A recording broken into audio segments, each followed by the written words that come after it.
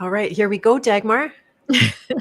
I know. The live birth is right here. That's right. The live and free birth. We officially have no midwife, no pediatrician, no obstetrician, no hospital, nothing. We're just gonna go with what nature. I think Uh, it's I think it's going to be like one of those water births in the ocean, where the women go and they have a little quiet area and they just comes out. nice, exactly. The waves of the ocean or the contractions. Yep, yep. It's all Mhm. very romantic until you actually have a baby and scream all the way. But we're not going to be screaming today. Well, who knows? We might. It could happen. Uh, Yeah, you yeah, never know. You never know which way it's going to go. But exactly. can I just say that I am so excited that I get to do this with you? Because Yes. one of the things that really drew me to you when I first saw you interviewing Garrett, I was like, wow, this woman has actual feminine grace, Aw. and that was to me that feels like it's one of those things that we could always use a good cup of yin or grace or whatever you want to call it, but that soothing feminine energy that is such a beautiful counterpart to how our world is running right now, because what we value is efficiency, productivity, hitting the target, going up to your next level, the next level, the next level. And what happened to beauty? What happened to dance? What happened to, food and touch and all those, beautiful things that make life, just fun. And so, yeah, so I was drawn to you from the very beginning. Aw, that's really sweet. And likewise, as soon as I heard your voice, I think I heard you before I saw you. And I'm like, who is that woman? I think I need to know her. That's And finally got brave, invited you in. I want to say hello to a few people that are coming in the chat. We have the anonymous guest, who I'm very grateful to for all the work that he's done in the back end with me, especially on Telegram. And Tammy Thomas, nice to have you here. Thanks for the love. And Michelle is here as well. Wonderful to see you both and two of your favorite ladies. Fantastic. That's awesome. Yeah, so we could talk just a minute or two or longer.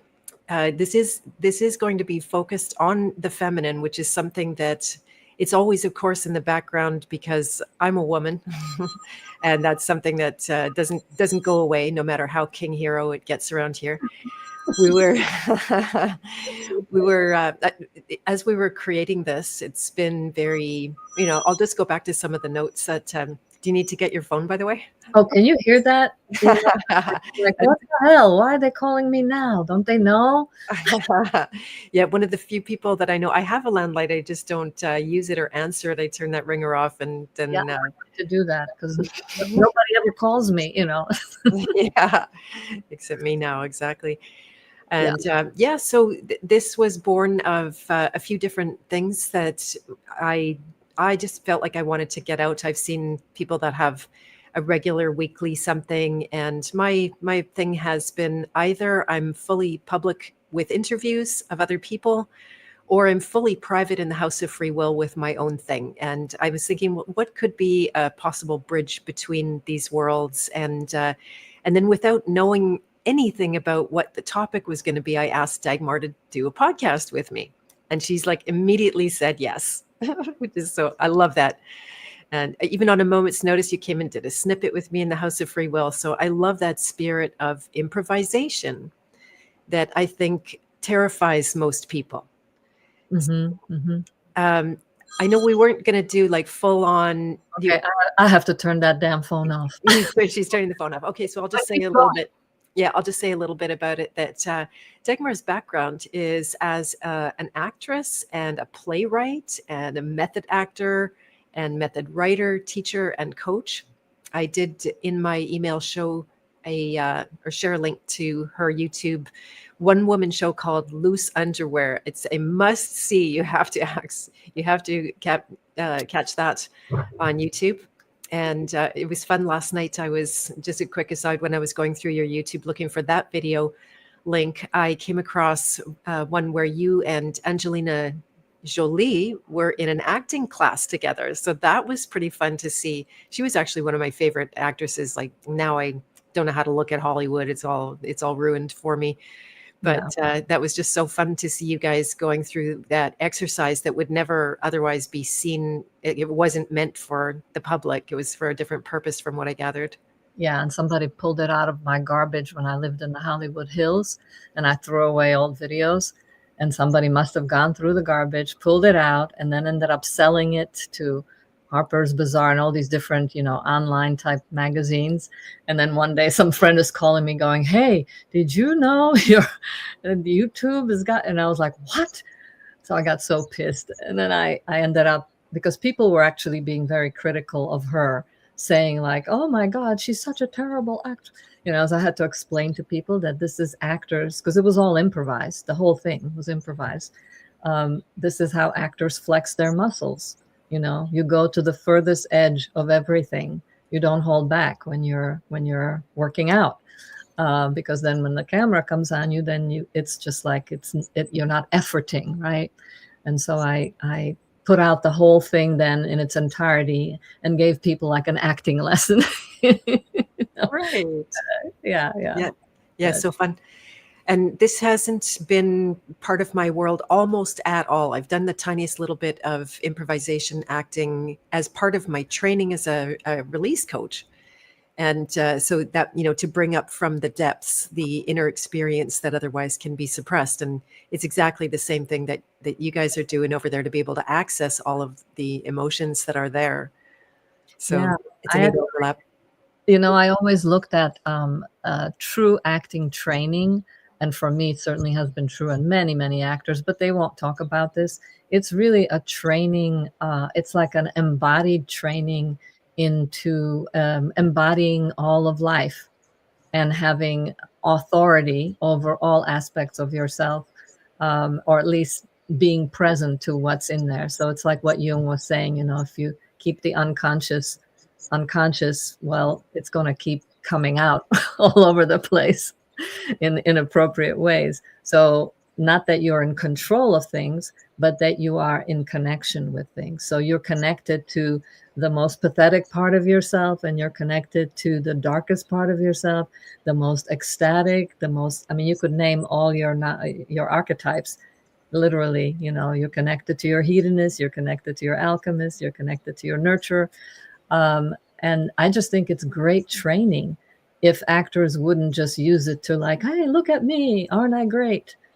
Or doing it because they need to be seen, or they have a childhood wound, that requires attention. So Right. yeah, I highly Right. recommend it, acting training for people who are not actors. Right. Because that's where the to me, improvisation, whether it's on the stage, off the stage, with your child or with your best friend, it's a very high art, because it really lets you meet yourself, where you're least comfortable, and where you're overly comfortable. So you learn a lot about yourself in that. Nice. That's beautiful. Yeah. And so we're going to end up very much on the theme of the feminine, but you can't talk about feminine without masculine. And I just want to point out how that, authority or even mastery, I'll say sometimes, over the emotional world. Language is tricky, mastery over, it really sounds like it's controlling it. But that's in fact the reality. I always talk about, like, this is our operating system and we are the operator. It's not somebody else who's pulling the levers and making your mouth move and words come out, and feelings and all of that has been put outside that realm of, like, volitional action, or action that we take. It's an inner action, and it's a more subtle realm. And then, the emotions are the water realm. So that's why we're going to be talking about how to breathe underwater, this art of breathing underwater. We're going to talk about it was really fun Dagmar is a word person. I can be a word person, but you've got that like really dialed in. And we talked about rebranding the unknown, which is a very feminine kind of a thing. To, the masculine's much more, okay, I need to be certain. We're going to have a plan. We're going to have a path, and everything's going to be real set out in maybe stone or at least some durable material ahead of us. And the feminine is much more adept at walking into the, like, I have no idea where this is going or where it's headed. Yeah. Yeah, it's I like to use the expression when I work with writers that the greatest thing that one can master as a writer is to be able to come to the page and not know what you're going to write. Because most of the time when we know what we're going to write, somebody else is running the show. The part of us that wants us to look good, the part of us that thinks we know exactly what's going on. But when we can unmoor our ship out into the sea and be there, and then see where are we and to discover it, then as the writer, the writing then becomes a discovery for the writer, and for the person reading it, it becomes a surprise too. So that art form, I think, is something. Well, just the yin itself, the feminine itself, is something that both men and women, need some flavor of, or to be able to touch that in our daily lives, because we have more than enough of the. We have the beautiful masculine in our world, and we got the, masculine that's reacting to some of the masculine that's coming from women. So it's always like, oh, well, why should I be the one who should get in touch with my masculine? With my feminine, why shouldn't he get in touch with his masculine instead, and then make me feel like a woman? And then, man might be saying the same thing, like, why am I have to get in touch with this, why can't she do it? But I always say, like, whoever can is the one who does, if you're in a relationship, whichever one can, if I'm aware enough to know when I'm, bulldozing and just, doing everything, giving, which in a way I kind of see, I don't know what your thoughts are on this, but like that even something as feminine as caring can turn into a masculine quality when it goes overboard, and you start giving and giving, and your hands are always giving something, or you're carrying groceries, or you're doing 10 things, that they're never free to receive anything. Yeah, exactly. Yeah, you got it. That giving is very masculine. And because we think of it as feminine, because as like you're referencing the nurturer archetype, that do you need, you're thirsty, I'll give you a drink. Oh, you're hungry, I'll give you some food. If you're sad, I'll pat your head and tell you it's going to be okay, which never do that, by the way. But that's so funny. The moment you said, are you thirsty, I'm going, how does she know I'm grabbing my drink? There you go. Yeah, fun. Yeah, we have this experience quite often in a short time we've known each other. And so some of the topics we're going to be covering, looks like we're going to go for a weekly show and come out consistently at this time every week, unless we change that, because that's kind of feminine too. But at this moment, that's what we're going to move forward with. And here's just a few of the topics we thought about that came off the top of our head in a impromptu conversation, not even really starting out knowing what we were going to do at all. So we're going to talk about some traditional roles that I think are becoming more popular these days, given that everything has become so distorted and really mangled the masculine and the feminine in a terrible way. So we want to unpack what's still good there. We're going to talk about relationships, and this won't all be in one podcast, by the way. So we'll be, partitioning it out to the different weeks as best as we can, given the fact that the feminine doesn't have a straight line kind of thing. But we can do some of that too. I don't think it's against what we're doing here. And relationships between mothers and daughters, we want to talk about, very specific, the loose underwear presentation that you have, your one woman show theater. is a good demonstration of that, or illustration of that relationship. Also, fathers and daughters, what that the very unique nature of that. And I also threw in between sisters, because I think that begs quite a bit of uh, discussion, and it's got a huge, or can have such a huge charge on it. We're going to talk about the pitfalls of ascension spirituality, because we both happen to agree on that, and that's fantastic because it's a little bit more rare. We're going to talk about the spiritual cults that we've been in. We're both serious foodies. If you go to Dagmar's YouTube, she's got a whole bunch of cooking show videos. I'm a wannabe cooking show video person. So we're going to talk about food cults and the fallout over time. We can't help ourselves. We're going to end up talking about the Love Your Liver framework, because we're both very much immersed in that and getting a lot of benefit from it, seeing how it works in the longer term even.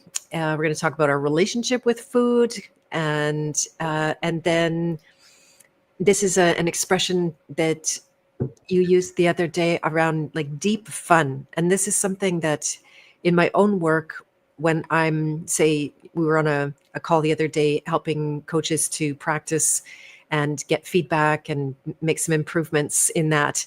And at some point, I'm just bubbling like a little kid. And I said, isn't this fun? It's so fun.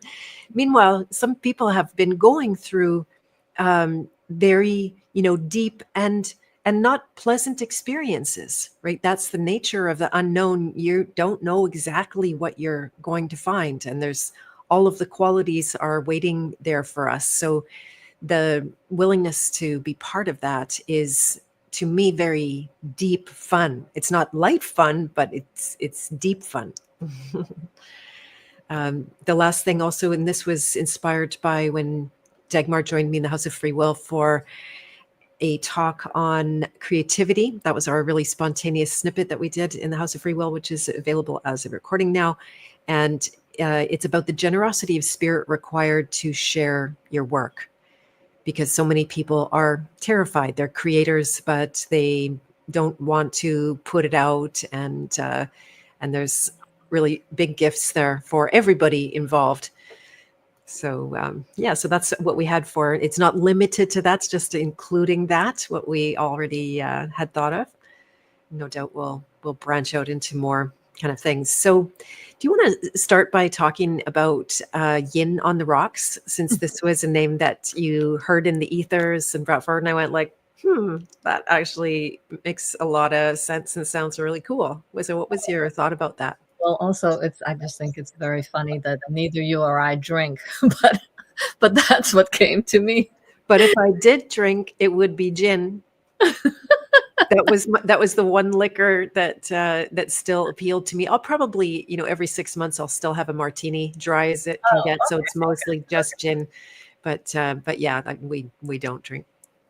Well, it's like the feeling of like the feminine principle, which applies both to men and women, though each one views it very differently and has a different relationship to the feminine. But just this image of like, this beautiful, soft and strong, like water. Water is, the perfect example of what I feel is true feminine. I don't see feminine as like, oh, I'll do whatever you want. No, that's not true feminine. I mean, receptivity, conscious, active receptivity is, but not submission and receptivity are two very different things in my world, at least. But who am I anyway? But we're free here. We can say whatever we want and theorize all we want. So this image of like this feminine energy splayed out on these hard, craggy rocks, that, and in the middle of nowhere. And then the image also turned to a mermaid, on a rock. But I felt like, you know what? It's time to, I even want to reposition the whole concept of a mermaid as being someone who seduces sailors to their death. I mean, it's a very masculine view of the mermaid. Oh my God, she's so dangerous. Don't listen to her. And of course, I get it. All this, it's great. It's a great archetype for fairy tales and stories about the dangers of entering the feminine when you have no idea what the hell you're doing, And since most men and women, we have no initiations to take us into our own feminine or men into their masculine. So one of my teachers once told me that for a man to enter the feminine, she said, okay, just imagine you're in a jungle and full of trees, and every tree leaf is a razor blade, and you're on stilts and you're walking through the jungle. So that's what it feels like to a man to enter our terrain, because we have like we can feel each other. We have this amazing ability between me and my female friends. I can feel them and they can feel me. It's really hard to like put one over on a woman.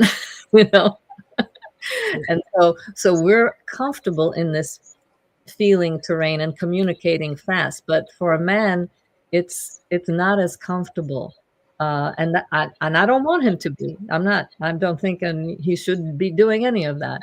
But I have great respect for men who do enter into that terrain. So I just saw this to get back to the idea of repositioning the mermaid herself, that she's not there to lure men, but the mermaid image is also something to lure us, the women, back into our essential nature, to really get like, yeah, you're in the water, the flow, you can breathe there.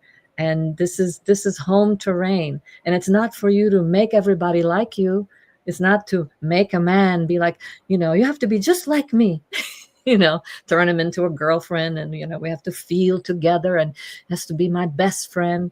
It's cool if they are. I'm not saying you shouldn't be, but a lot of times we try to make a man into that. So this image of just, we need an invitation in this world that we're in right now. Maybe 200 years ago, 100 years ago, it wasn't as much, of the world that we live in, the industrialized world, the excessive emphasis on productivity, and the arrow, go for that, the straight line, like you were saying, which is all great too. I can do it. You can do it. We all can do it. It's not a big deal that women can learn to do that, just like men can learn to be like water. But we have so many choices now, that there isn't any like visceral need to be one way or the other.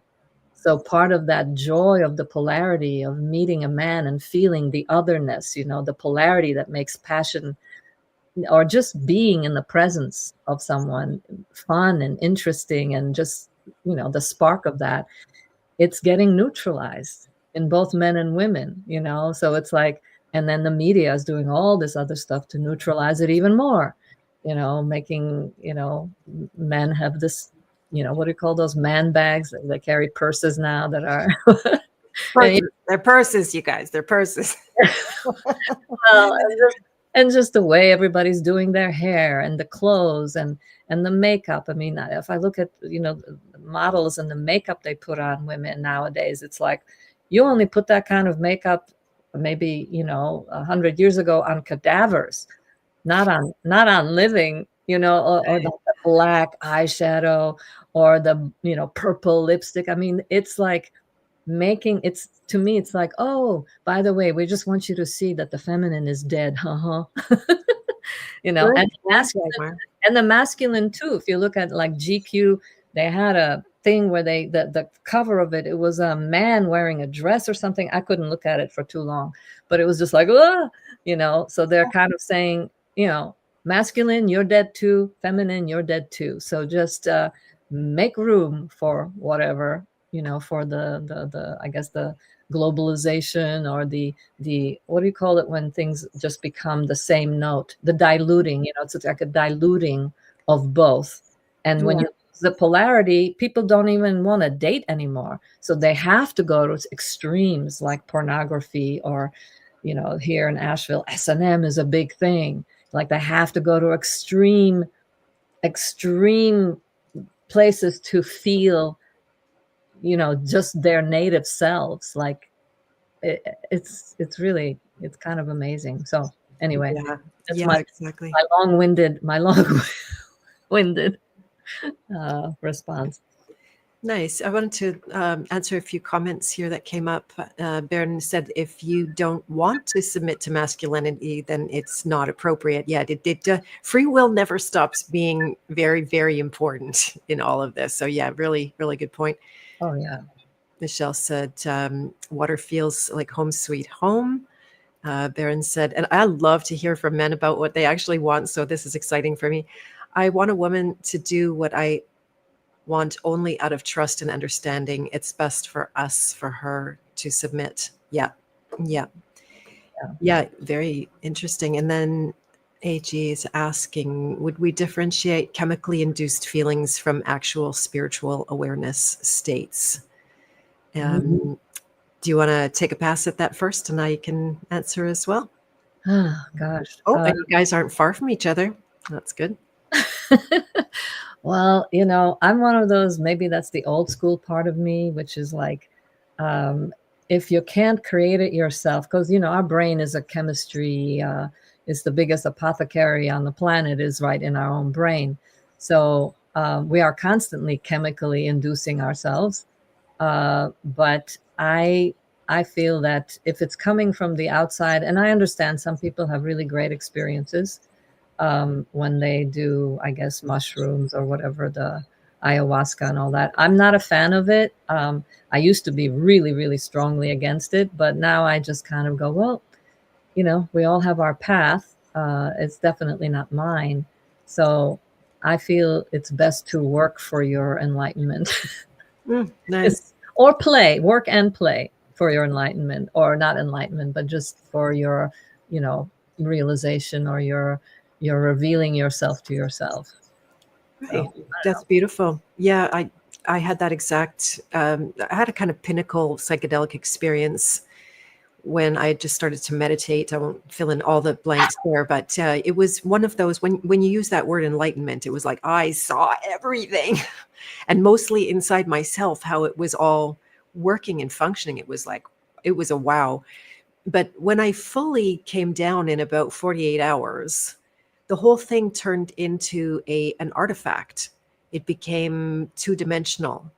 And I was extremely depressed because I knew I would have to spend the rest of my life working for that, right? There's actually no free awakening that's worth its weight, right? You can get teachings, you can get direction, but then you're never off the hook for having to apply them. Oh, yeah, that's a really, there's no free lunch. There's no free awakening. Yeah, exactly. And then just to say a little bit about the differentiate between chemically induced feelings and spiritual awareness states.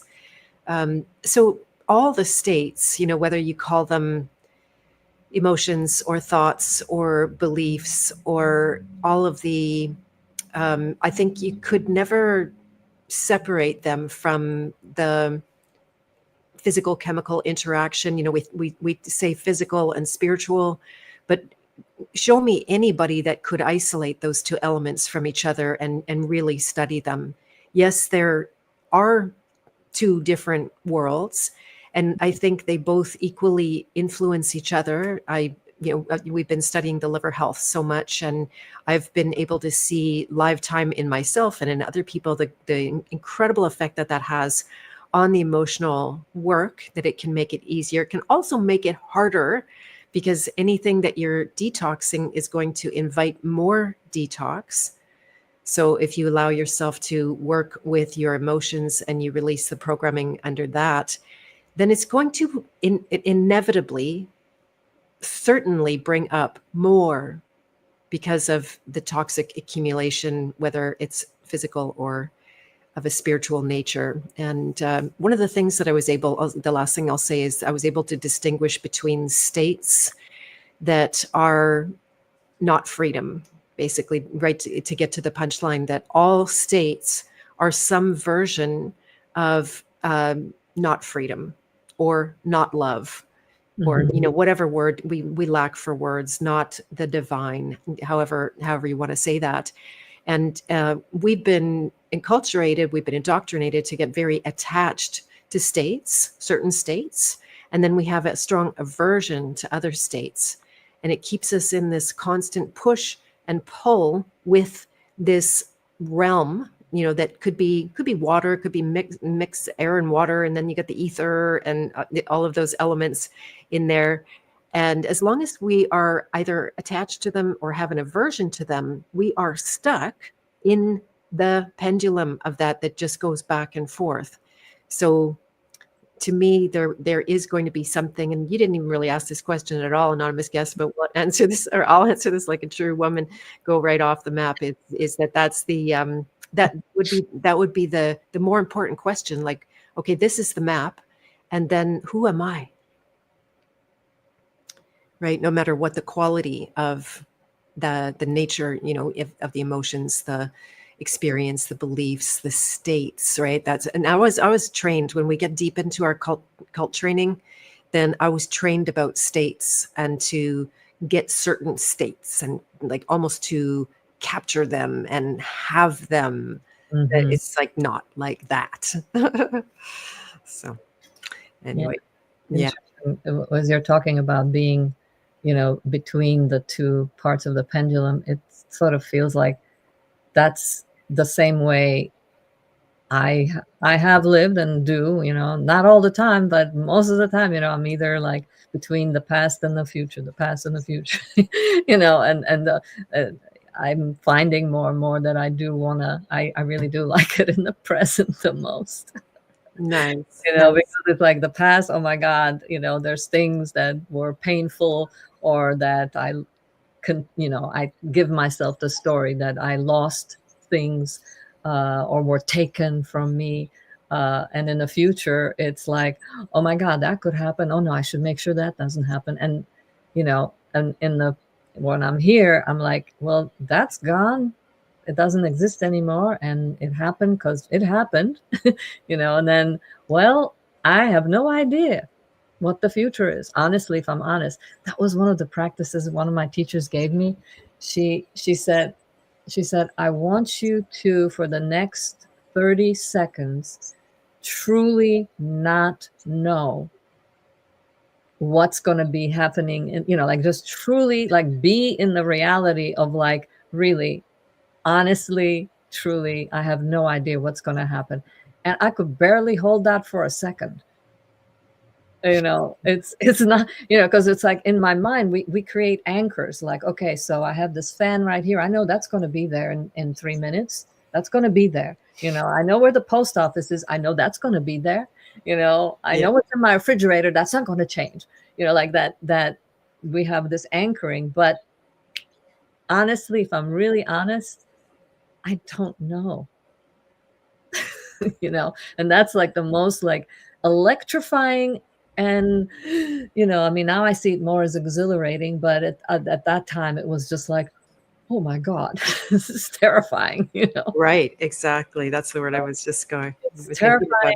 terrifying and exhilarating too. But Right, yeah, exactly. It's partly nervous system. Our good friend Maya here is. I hope you don't mind, Maya. I'll just say that you gave a good talk. She's in Ireland, and she got her subject together. She's trained in the release work that I do.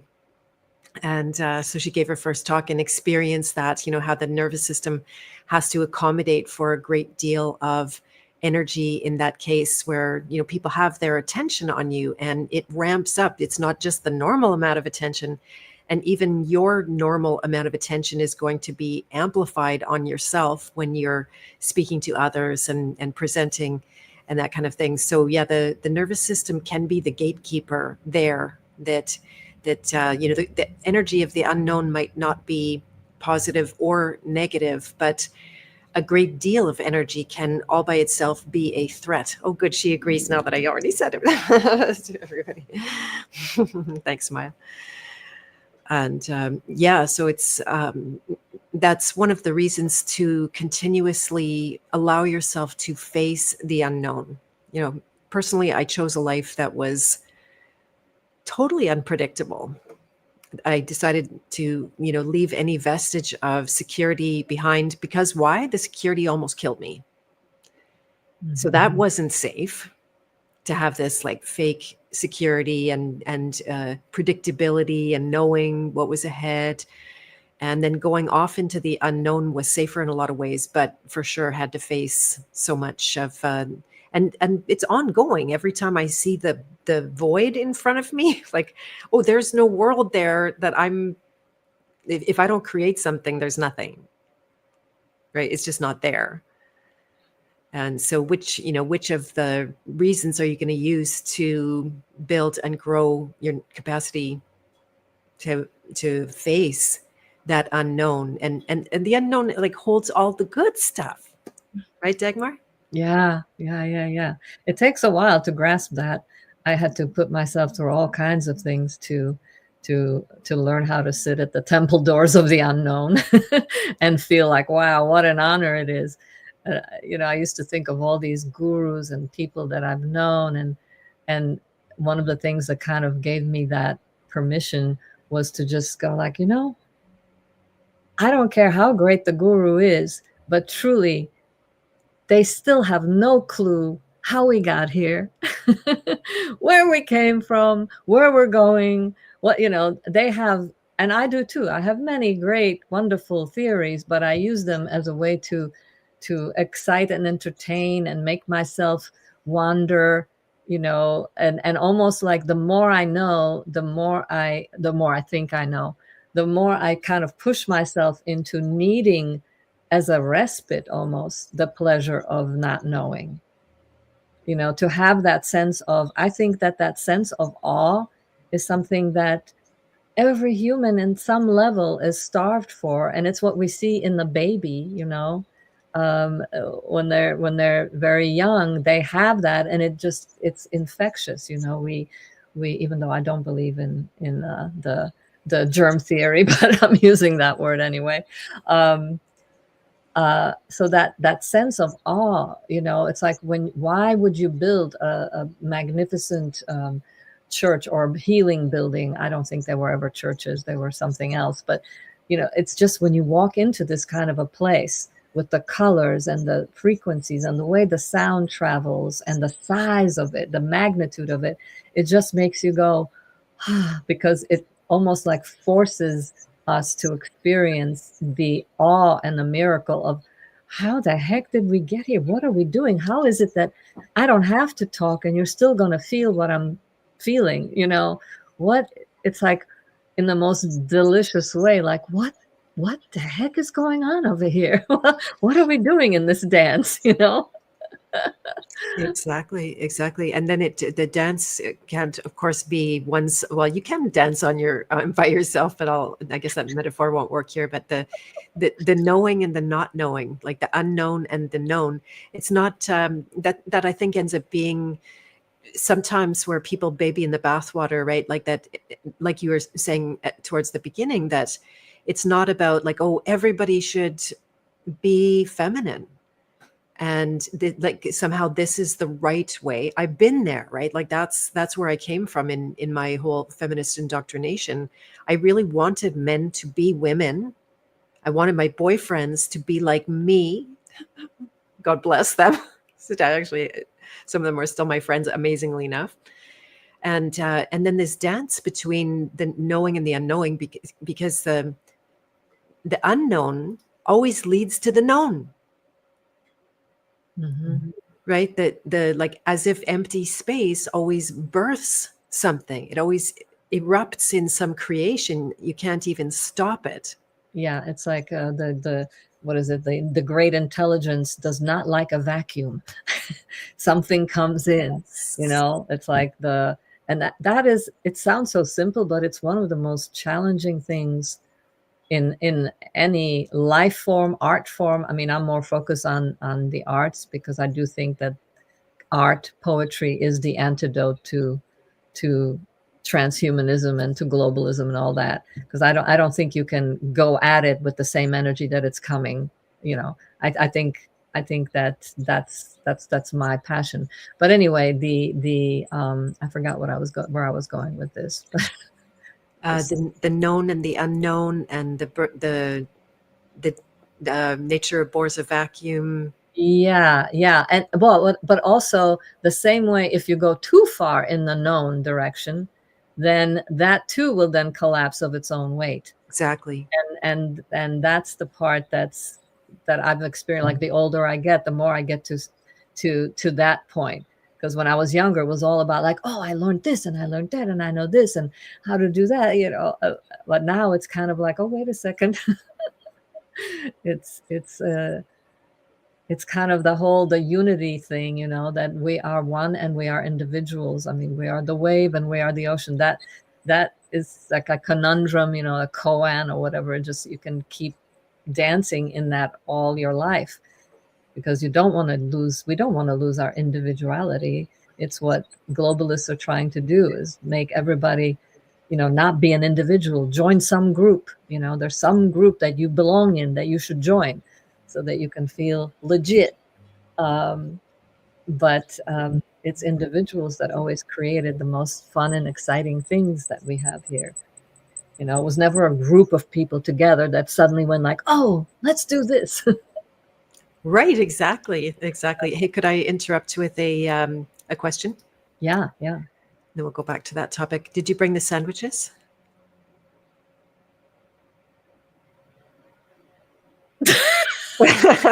Anyway, I couldn't resist. Wait, which sandwiches?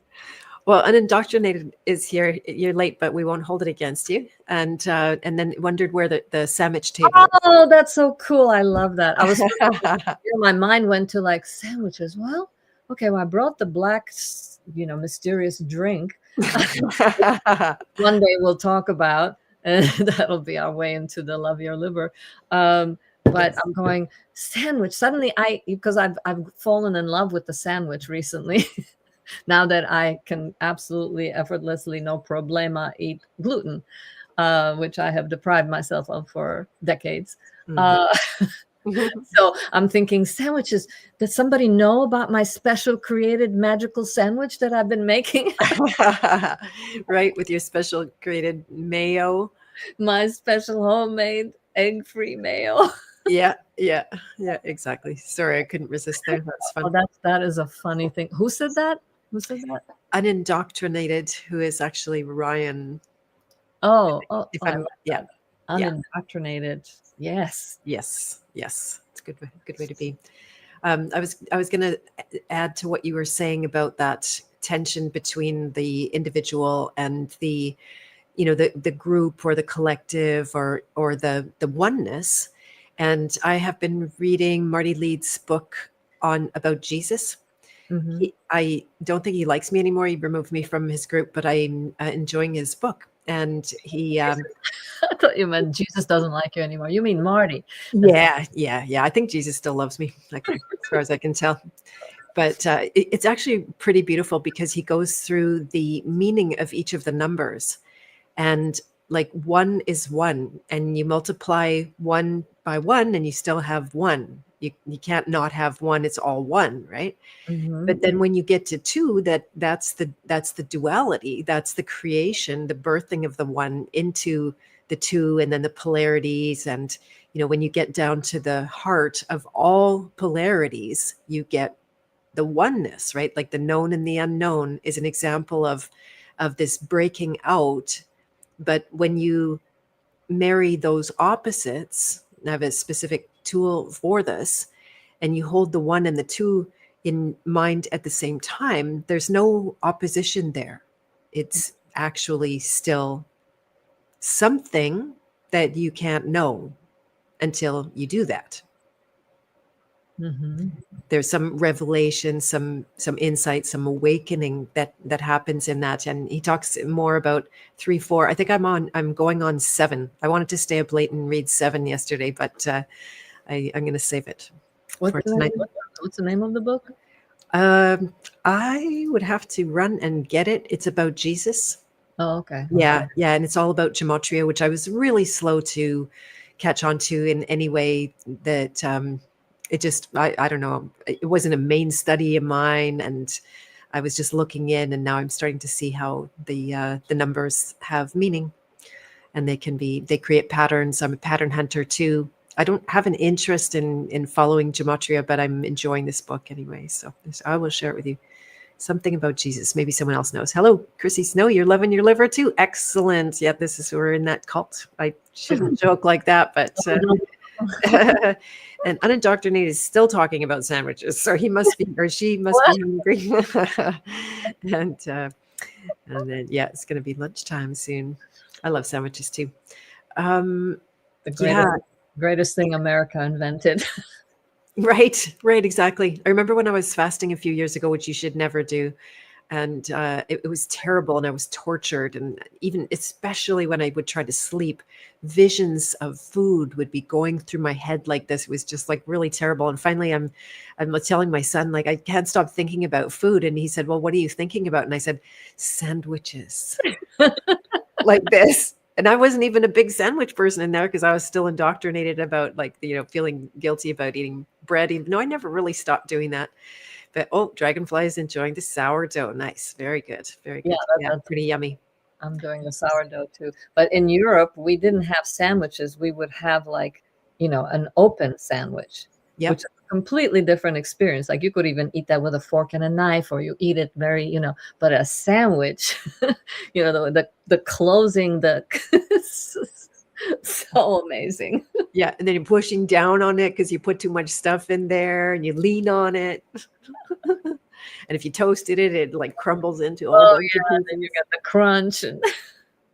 Yeah, exactly. Good fun. Yeah, maybe even go ahead. Do you want to say something? Oh, I was just going to say that is a big part of the feminine. Like yesterday when we were on the phone and you're like, well, I think I'll just go and do something in my kitchen.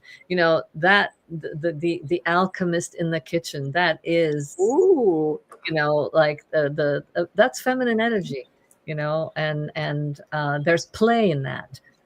And one of the things that I'm going to bring up, that I always bring up in my writing classes, is that what Orson Welles says, which is that the greatest enemy of art or creativity, in my opinion, is the lack of limitation.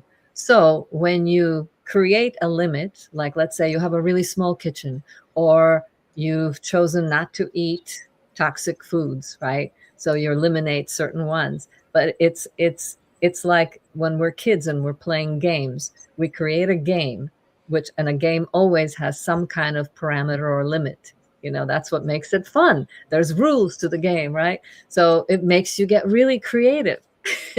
It's like, so we need a little constriction to truly liberate our creativity, because otherwise, if everything manifested the moment I thought it or said it, I mean, come on, be like, okay, oh yeah, here it is.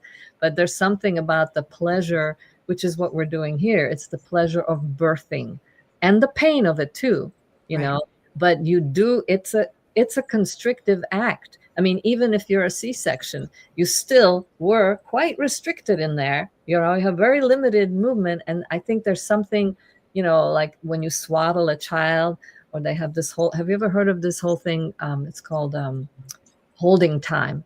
And it's used for kids who are just acting out and have all kinds of issues, that the parent just holds them and lets them scream and yell. They can't be very big kids. They still have to be smaller. They just hold them and let them just go through it all until finally they just exhale. And, it's the holding, it's the swaddling, it's the pressure, or sometimes just putting a weighted blanket, on people. It creates a different experience. So there's something to be said, because everybody, like the new age, they want to be expressive, let everything, let it all flow, let it all come out. But it has to have both. We need the flow, but we also need the containment. And I think that's the same thing with what we're talking about. We need the feminine and the masculine. Oh, go ahead. I was just going to add, right on the heels of that, is that you could say we need those, but it is that they are. They're not negotiable. Like, you can't negotiate, oh yeah, I don't really want that masculine, I'm just going to go with the feminine. Good luck with that. You said it before, like one actually starts to turn into the other. right? If you only go with the unknown, it's going to turn into the known. And the other way around, if you only go with the known, it's going to erupt in the unknown. The predator and the prey, this is another good example of the identical kind of masculine feminine, is that if you try to take the predator out of the environment, the prey become predator on the land, right? So these elements are non-negotiable. And then your example about creation. So we maybe have this ideal of the unlimited, whether it's creativity or success or happiness or all the acquisitions of life that we think are worthwhile. And then it always comes with the constraints. Like there's just always going to be the limitation that is inherently real in that moment. For you in your location, in your embodied form, and then that is the very thing that you can use. It's not your enemy. The limit is not your enemy, I think, is what you're saying about it. Yeah. I would say that anything is not your enemy. Right. Whether it's the limit or whether it's the lack of limit, that they're all what we call in acting available stimulus. You include everything. You don't leave things just because you say to yourself, oh no, that's bad, I don't like it. Yeah, that's like the most golden principle of all right there. I get a lot of mileage these days out of that when the shit comes up and you don't like the shit. And I don't know how much I should swear here. It actually does flag the algorithms a little bit, although we're not yelling or anything. And then to include that is an act of radical generosity, right? We want to be the opposite with it.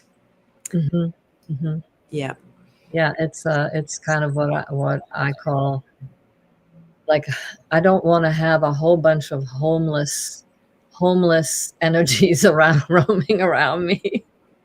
And I don't want to be collecting other people's homeless energies either. Oh, nicely said. That's very poetic. Yeah, homeless. Yeah, and I had that vision once where I literally just saw like these hanging things from the ethers that were like, can I have a home? And I see that actually homeless people end up enacting some of those things, and if we were, I did this documentary once, never edited it, but I shot it in LA, where I went and interviewed all these homeless people. But my questions to them was, each one of them, I said, look, this is the issue I have going on in my life. What would be your advice to me? Or how would you, and oh my God, they were all gave me the most amazing responses. Yeah, they were homeless, and you could say that they were messed up in many ways, but they were maybe so traumatized that they were just channeling all this stuff, that was roaming around the city streets at night. All the people who are living their lives, but not embodying or inviting all of their different we contain multitudes kind of thing, but yeah, so that was a real eye-opener for me. I called it Listening for Gold, and one day I'll edit it. Nice. That sounds interesting. I hope you do. Yeah. One of the things I think that, so inclusion has been weaponized, right? Like big time. Now that word is basically, it sounds like some kind of evil thing to me. And that's been a setup in Canada for many, many years. If we talk about how much of a racist I am now, and how we've all been trained from little kids that, it's wonderful, people from other cultures and languages and religions and food, and is all to be celebrated, all this diversity, and we include them and we treat them like our brother and our sister, and then it doesn't take long before we're flooded, and there's more non-Canadians here than there is Canadians, and then the government likes that because Canadians we don't stand up that much, not like Americans, but we stand up more than these people will, because their, quality of life is exponentially higher here, although it's going down by the second. They're showing up in our 11th hour, if not later. And so another aspect of that is people would say, like, say it's some hard experience, if we go back to that, the emotional realm, or thoughts, feelings, beliefs, and the chemicals that all make up our inner experience. It can be like, oh, I saw something terrible about myself, and if I include that, what I saw about myself, that must mean that I'm condoning it, or I am, I'm agreeing with it, or I'm allowing it to have, power or say here. And this is not true. I agree. I agree. I'm thinking that maybe a better word, since inclusion has been so weaponized, would be something like just beholding. Just the act of beholding, because I know that's one of the most powerful things that I can do for myself or for anyone else, is just behold them. Or, I don't want to use witness, because that's been used too. But just to behold parts of ourselves. So if I behold the part of me that is jealous, or that is incredibly unjust, I can behold that, and the longer I can behold it, the more my heart softens, because it's myself I'm beholding, and I'm softening towards myself. And the longer I can do that, and to me that's the feminine act, is the softening, the melting, the dissolving. And most of the time we've been trained, instead of softening and dissolving, we've been trained to figure out and analyze, and put it into a certain explain, like, oh, well, I have this because of that happened to me when I was a child, and this is how it is. And I need to do this, and I really should go to some lawyer and have them figure out why this injustice is happening. And instead of just like softening to what already is right there and has been, doesn't mean that I'm going to act on it, but the softening will always bring up some kind of flavor of compassion, maybe, or just resilience, ability to just be with something that's challenging, which makes it, I mean, to me, it's I can see that I have a lot of work in that area, because I can see how I am when I'm around certain people that have challenging energies. Instead of just being able to behold them, I freeze up, or I start to do serious judgment, which I don't want to own, of course. God forbid I own my own judgment. God forbid you preach to others about judgment. And then I did that this week, and then I was out, and I'm like, judge, and judge. And I'm like, oh, okay, fancy that. There's lots there. Fancy. Yeah. I have to open my fan. It's so hot here. Of course. It's like you're not just being glamorous and fabulous. No, I'm not being, but I highly recommend this to any woman if you want to just experience the paradox of the Kali feminine, the part that is very strong and firm, or like the wave that can knock you over, and then the feminine that's just like a gentle breeze. I think these are Korean fighting fans, and they used to have like spikes on them, but the sound that it makes when you open it, I don't know if you can hear it. Oh yeah, you can hear it. Yeah. And then this gentle breeze comes out of this very like killer sound, and there's something about just, I think every woman should have a fan and a veil just for fun, to have around the house. That's one of the shows I think we should do, is where we just talk about our practices, like what you do in the morning and in the evening, and what different ways we have of bringing about self-care and play and things like that. Nice. I would love that. Let's see. Anonymous guest is asking what happens when you judge your own judgment. Who wins? Yeah, well, that's the problem, anonymous guest, right? That you oppose yourself. You catch yourself, and to use Dagmar's language, rather than just behold that judge, then you compound the judgment. And that's why I'm a broken record about programming, because it's why you can't just tell yourself don't judge and then you don't. What what you're doing in that context is you're going to just suppress your judgment, and you're going to maybe even pretend that you're not judging, and that stuff doesn't go away because it's rooted in the unconscious. So yeah, sometimes there's layers upon layers upon layers, and they come off one at a time, just like toxicity in the liver. It's strikingly parallel. Not actually that surprising, because if it's true in one area, it's going to be true in every area. So let's see. Dragonfly also said, learning to stay alert to my own self and say, I am me. This is not about me. I love that. Oh, I love that revelation when you truly have it, not just saying it, oh yeah, this isn't about me. It's like you realize, oh, this is not about me. None of it. Not even my body is about me, or all of that stuff that we think is about us.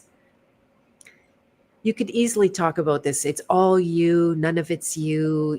That's the paradox of spirituality. They're actually not, it's not a reference of fact. It is a tool and a technique to show you who you are. But I love that one. This is not about me. yeah, it's that beautiful paradox again, like what we were talking about, being a part of the group or being an individual, the herd against the individual, which, it's like, can you just be me? Can you just be you in the herd? Why do that those two they can live together. There's not, doesn't have to be opposing. Exactly. Opposition is, I think, a great deal of it's engineered. There's some natural, like polarity. You get up and you get down, but they don't actually oppose each other. We No, that's think true. we They think actually, they actually support each other, or you they can't have one without the other. yeah. It's like the up gives the down the beautiful experience of being down, and the down gives the up the beautiful experience of being, it's like it's, yeah, you're right. I think that's an interesting way to look at it, that it is kind of engineered by whatever, or it's part of the journey here. And maybe that's the game that we came here to play. Maybe that's the game our soul knew, like, oh, this is going to be a fun game. It's all going to be really, really obvious. And we're going to keep fighting about the opposition, this, that, and until maybe some people, maybe last breath, it'll be like, oh. Yeah, exactly. I gave a talk at an Acapulco on this marriage of the opposites, and I got so had massive bile dumps around that time, so I had to kind of just leave the topic. It was to me, I saw it. If I was making the future, it was like, oh, this is something up and coming. I'm just starting and going to make my PhD on this, and I had to leave it behind. But it's it's a really beautiful study, and it shows so much. Like, so this is how, and I'm going to pick on you a little bit, Dragonfly.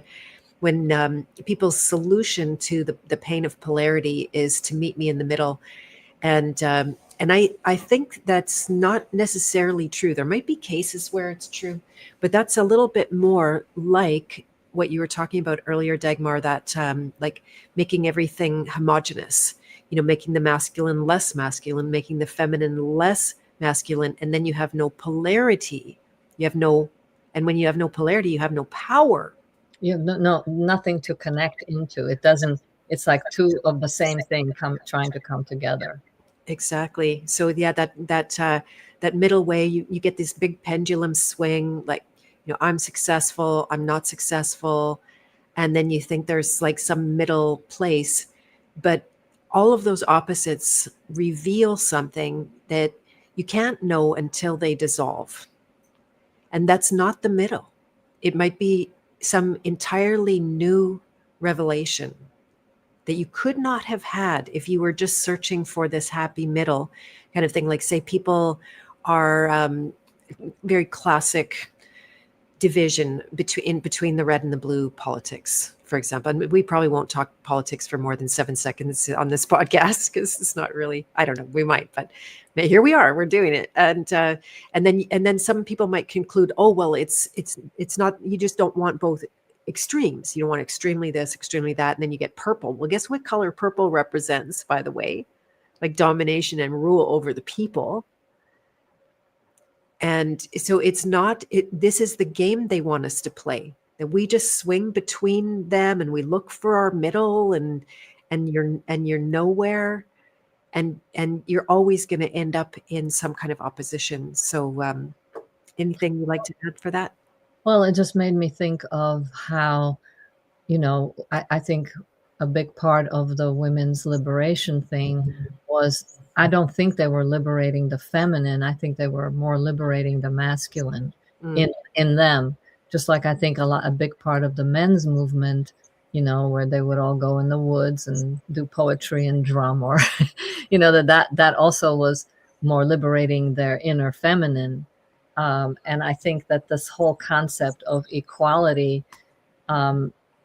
I get it. Yes, absolutely. In the workplace, yeah, everybody should be equal, whether man, woman, whatever race. Yeah. But true, like organic equality, it's sort of like trying to make an orange and a cherry, or an orange and an apple, equal. Well, they're different. And so what I'm seeing, especially, it's more successful in America than it was in Eastern Europe, where I'm from. But the communists, that's what they were doing. They were really, in a way, liberating the masculine in women and liberating the feminine in men in the way that they set things up, because communism, everybody's equal. And as my father used to say, everybody equal because everybody have nothing. Yeah, that's one way to be equal. Exactly. But what I noticed, what's interesting to me, is that in America, that whole equality between men and women turned into this like thing of like, okay, you tell me how you feel, I'll tell you how I feel. You take out the garbage tonight and I'll take it out the next night. Or you do this and it's this like negotiation and equality, which I think also contributes to that neutralizing. The neutralizing of the charge of each polarity.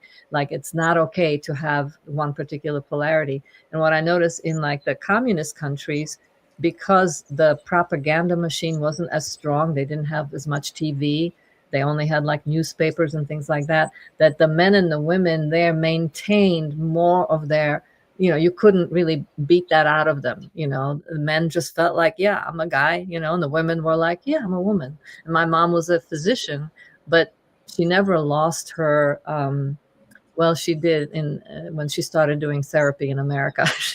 She did take on like, I'm in charge, I'm the boss. And but even with that, the moment she was around my father, in his presence, she just went into her feminine, and he was in his masculine. I didn't notice this. It took me a long time to notice this because I was hypnotized by America. But there's something to be said about, the propaganda in the I guess the Western countries is just so much more powerful. Back in those days, it could only be done by books. You could write a book and have everybody read it. But what was interesting for me to note is that my father was not in the least intimidated by my mother's she was a physician, he was an engineer. It was only Americans who would come to him going, well, don't you feel bad she makes more money than you do? And he was always be like, what are you talking about? I'm proud of her. He is just like that organic supporting of whatever the woman wants to do in her life. But she didn't become the man. Later she did. But, when she was left to her own natural organic devices, but slowly, it did creep in, and she, submitted to the whole psychology of how she's supposed to be, and how embarrassing it is that her husband makes less money than her. Right, Yeah. right. You have to be taught those things. Otherwise, they just are. And you're like a fish in water that's not worried about the water. It's just is. Yeah. Yeah, yeah, yeah. That's beautiful. I'd like to emphasize one of the points you're making about the transactional and exchange nature of relationships, especially between men and women. And it's like you said, it becomes an exercise in accounting. I will give you this if you give me that. And I don't want to get too crude here, but that's exactly how, the whole sexuality can be played out too. It's like, well, I want this and you want that, so I guess I'll give, do the thing or whatever. And it's extremely low level. I love how you said it. It's neutralizing,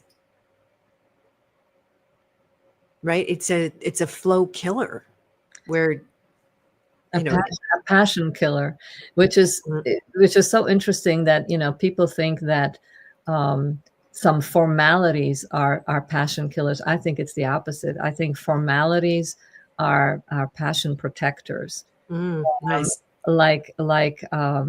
I'm just thinking of some of the Asian cultures, and just everyday life formalities, like taking your hat off when a woman walks in the room, or opening the door, or serving a beautiful dinner at a certain, every day or every Sunday or whatever. But the formality of that is, it's a ritual. There's a because I think one of the things that for me has always been a big unfulfilled need, or occasionally fulfilled, but not, I didn't know how to enter that conversation, but it's the recognition of the sacred that is part of our daily life.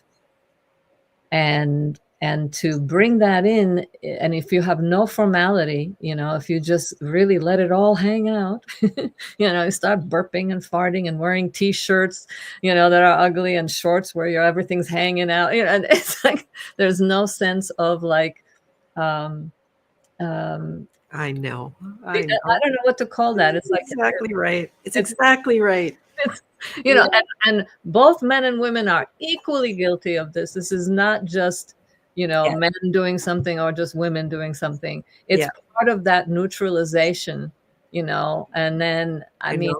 I even saw it in my mom, and I'm going, wow, she's really like, she would only wear lipstick. That was the only makeup she ever wore, and I'm going, she stopped wearing lipstick. And her sister, who is 10 years younger, she has never gone down that road. She's still maintaining just the and it's not to say that it's a front. It's a posture. It's a sense of awareness.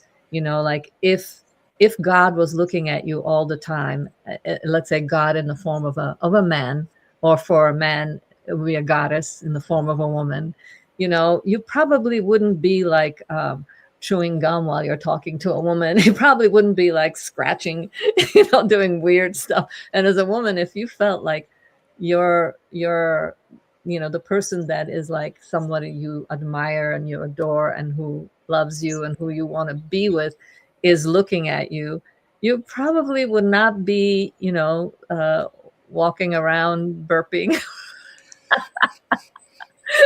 But you could. This was one of the things that I used to do as a practice. I wanted to know if I could burp from my heart. Instead of just like, because sometimes you have to, right?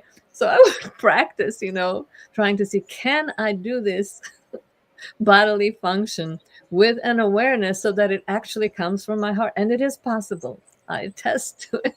It's Very good. Good to know. Good to know. nothing. I'm so glad we had this conversation. Nothing is black and white. It's starting to feel more like a confession. Yeah, I wondered if there might be some of that kind of energy. And you're reminding me of there's places that I'll go where I don't care what I look like. I might have just, it's actually works for me really well to get myself out of the house as early as possible so that I don't get distracted. I work at home, all my everything that would draw my attention, whether it's my work or the kitchen or whatever it is. So I just go out and I'm not necessarily grooming myself. And maybe I'm going to stop at the grocery store or the bank on the way back. And I got this like kind of thing and the scrunchie and you realize after like, oh yeah, there's a toxicity pouring out of my eyes. It's just like, it's pretty, it is a kind of, I don't know if you'd use the word like dishonor of I thought about it like, yeah, what if I met my future husband at the grocery store this morning and then he figured like, oh, no, this is a no. It's God undercover. I love that anonymous guest. Yeah. Yeah. And then there's also the like seeing through the right to the core of somebody, but I know exactly what you're talking about, that there's. Yeah, I can just as easily disagree with myself, because I feel that some days it's not the clothes, it's not the hair, it's not the earrings, it's not the lipstick. Nice. It's where the only reason that I still do that is because I recognize I'm human and I need those reminders. So I call it to myself. And this is another unwritten book I have called Adorn Your Light, because it's like the light is there, if you're connected to it. And if you walked into your future husband, he'd see it, even with the scrunchie, whatever. But there's something, it's an elegant act of offering, as a woman, to think like, just, I'm home, right? But I'm going to put on these earrings just to kind of bring out the light around my face, Okay, show us your earrings. I want to see. Oh, Yeah. Very nice. Very nice. I like it. But there's something about that is just like I don't know. It's not for anyone. It's not, because in my neighborhood, what is got bear is going to see me, a bear or a squirrel or a turkey.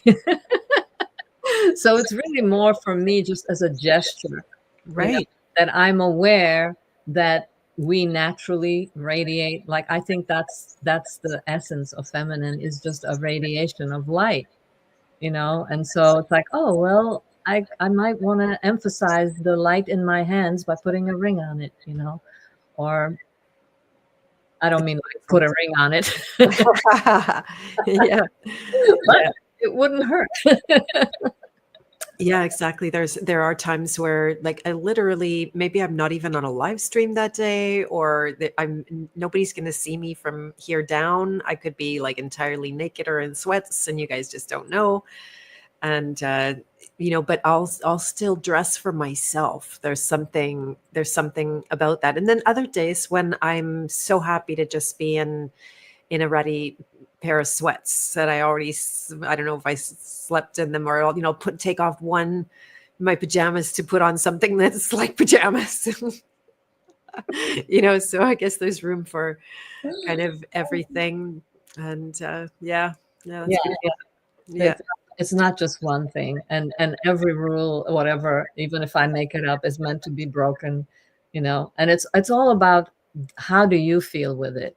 If putting on a pair of earrings to you feels really false, then of course, Right. but if it feels like it's something that feels like a tender gesture to, I used to say, oh, I dress for God. Nice. And then I noticed that it would always make children the happiest when I would wear many colors, and Yes. yeah, the children really respond to that, or elderly people. Also, I know it brings pleasure to people when they are adorning themselves, when they're enjoying their expression of beauty. That's very lover. That's one of the first archetypes I read on you.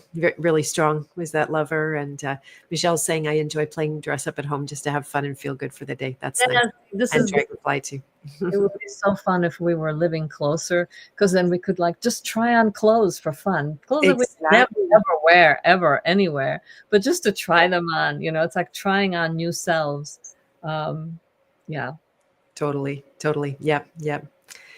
Very good. Well, what do you think? Is there anything else that you have a burning? Oh, my distiller's telling me it's time for water. Okay, time for water. I guess that must be the water broke. Yeah, yeah, exactly. We're on a theme. The The water broke. the baby's born. Yeah, yeah, and there's no pushing required at all. It is like there's a reflex. The birth happens practically all by itself. Doesn't mean there couldn't be screaming and pain and stuff like that, but It's an alchemical birth. an It's alchemical birth. it's a lot more. The walls of that birth are very. Yeah, exactly, exactly. I did birth in water, and it's not as romantic as it sounds. Just want you to know. Yeah, I want to talk about stuff like that too.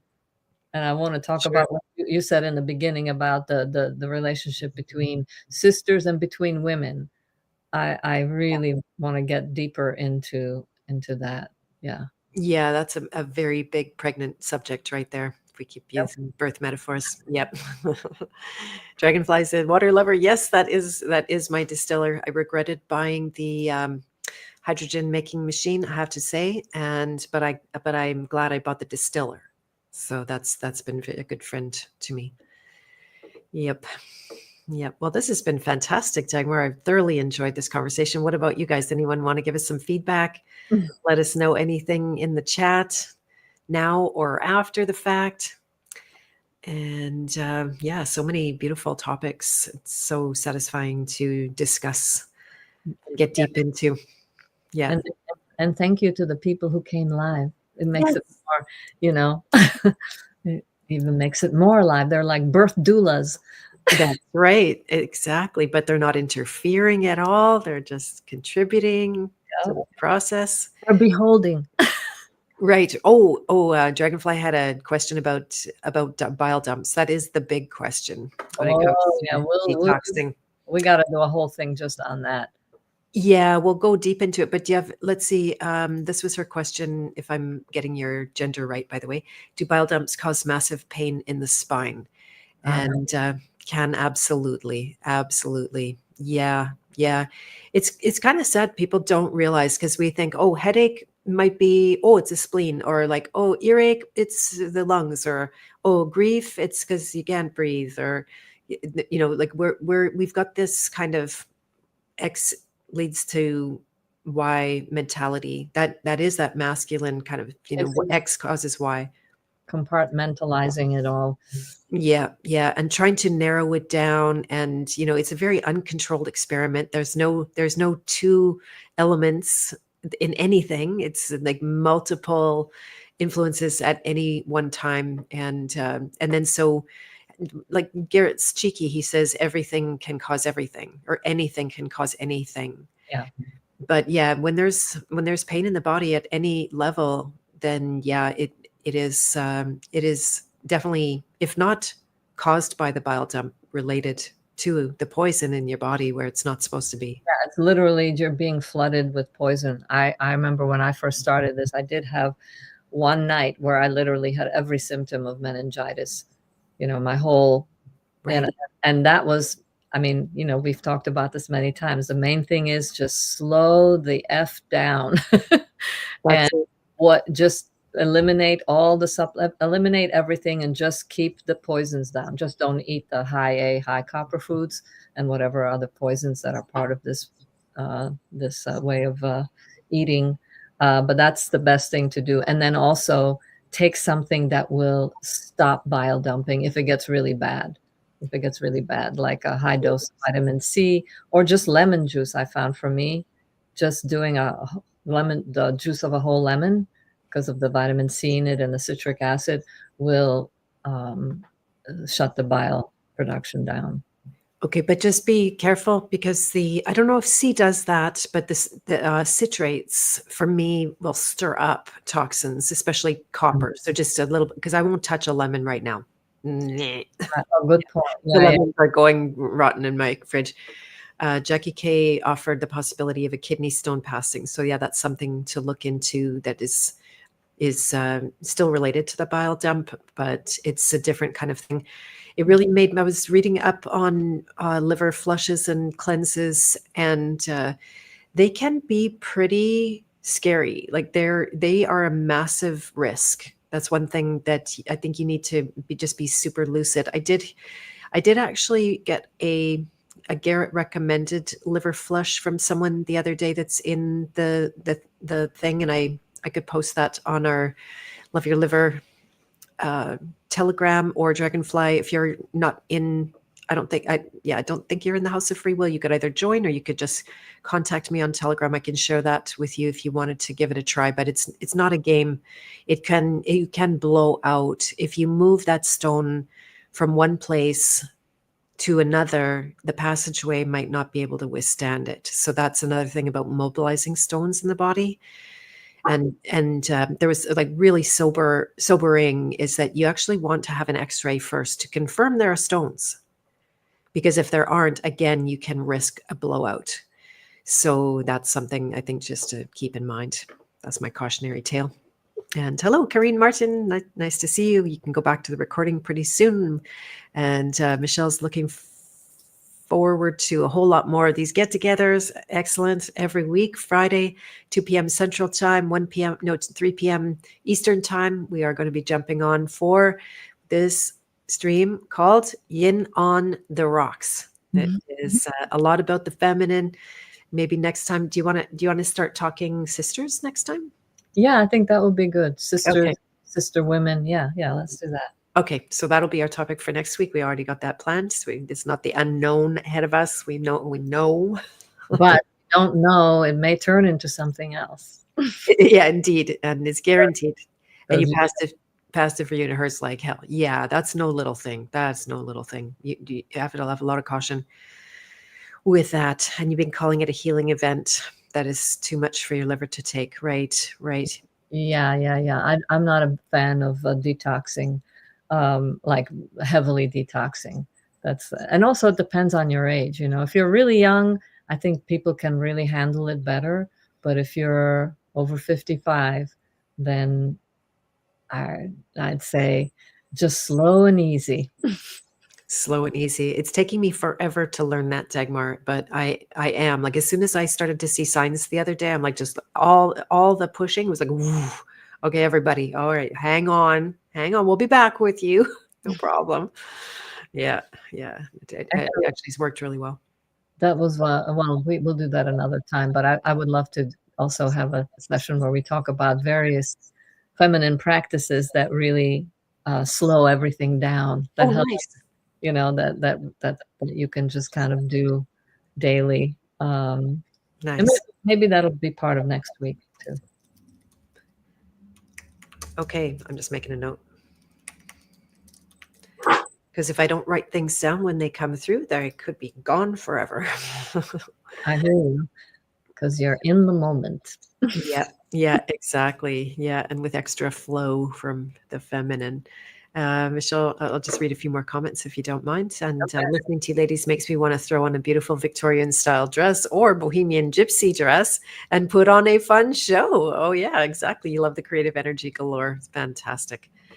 I'll remind you to go and listen to Michelle did actually share a link, so it's up here in the chat, to Loose Underwear. Highly recommend this piece. Very enlightening. You'll get to know Dagmar intimately in this case, and her mother, and a few other good characters in the show, so to speak. Dragonfly is loving her beans and a barley. I had to back off a barley. Barley's too intense, by the way. You could maybe, if you're having trouble, that would be one to look at. Yeah. Barley is some really, really intense, tons of insoluble fiber that not every woman. I started to get too much insoluble fiber, and then it was like, oh yeah, I can't eat the skin on the stupid apples. I was doing it in a hurry. I don't have time to peel this out, and I had a broken finger thing going on, and then it throws off my gut when I have all that fiber. So we'll be talking about that. And Maya said, I always take a good deep rest and sleep to recover. Excellent. That's nothing better. Yeah, that's one of the main strategies that we'll talk about when we get into the bile dumps and we're glowing with energy. Aw, thank you, Kyrene. That's very nice. So that's what we can do for ourselves to become inspired, to create something out of nothing like the alchemists do. And Maya said that was a fantastic performance. It really is. A one-woman show for an entire hour. That's not an easy thing to do. Thank you, Michelle, for reposting that link. Thank you, Maya, for watching. Yeah, yeah. She gave you props on the House of Free Will chat as well. I think I added you there, but maybe I didn't. Maybe I just added you to the Love Your Liver.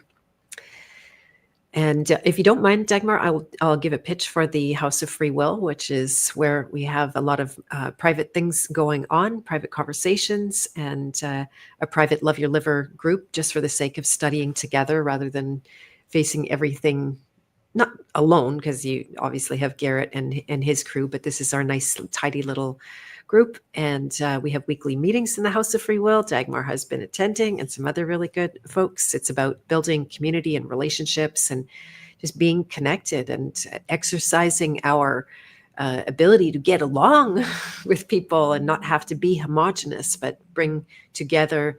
Neither are we so divergent that we can't relate. There's enough in common, and that's why I do an application process for that.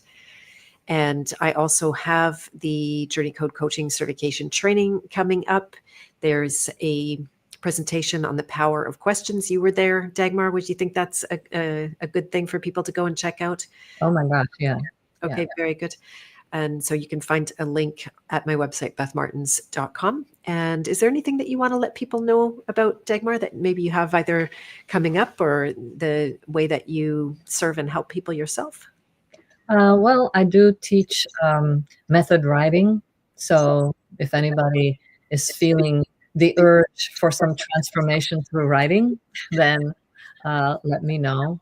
It's like an 8-week course. And I basically curate who comes into the class. And yeah, so I kind of do it whenever I want to do it, or when there's people who are interested. So yeah. Fantastic. And then Dagmar is also going to be presenting in the House of Free Will workshop coming up on that exact topic on method writing. So so that'll be. I will share I will teach one tool of method writing so people can have a flavor of what it's like to not just write willy-nilly, but to write something that you can actually offer and share with the world. Fantastic. Yeah, that container that makes the contained so interesting. Yes, so you can sound like a professional writer, even though maybe you've never written anything in your life. There you go. That sounds awesome. All right, everyone. Thank you so much for joining and participating. We will be back with you again Friday next week. And feel free to share this out and tell all your friends, especially those that are, what do you think, yin on the rocks, that have something to say and relate with that. Yeah. I mean, who doesn't? I can always use a little. I just feel our whole culture right now is in this place where it's almost like a hidden secret code, all the yin factors of life, and they come out in these weird ways. And it's just, we're being bombarded with the opposite. We're being bombarded with powerhouse women, assassins and killers, it's like, it's not even killing for the sake of life. It's usually like Kali, the goddess Kali, she cuts off people's head, especially men's heads, if they're not being their fullest. She doesn't do it because she feels slighted. She does it because she sees you're not being your fullest. And that energy is something I wouldn't, have people do often in their life. But in an extreme case with someone you really love and who loves you and you're really close to, you can bring out that energy as a gift, But what they're showing you right now, and I'm watching all these series and looking at what's out there. I mean, wow, it's I don't know what happened, but it's pretty darn interesting to see, Not all of it. There's still some good things, but even the good things always have some subtle little hint at something of like that the feminine is more like a roller coaster ride rather than deep fun. It's more like we instead of Nice. I love that. So I added that to our list. I added Collie to our list. I have a song about that. I was thinking maybe I could get my son to do as a little bumper. Yes. Yeah, wouldn't that be fun? Yeah. I'll Yeah. just sit on him to do it. That's all right. I don't mind. So thank you very much once again, Dagmar. This is an absolute pleasure. We have officially birthed in a free way in public. Thank you, Beth, for being just so fun to play with, and for just your quality of listening, and your grace. Really appreciate it. Thank you so much. All All right, everyone. Lots of love for now. right. Bye. Bye-bye.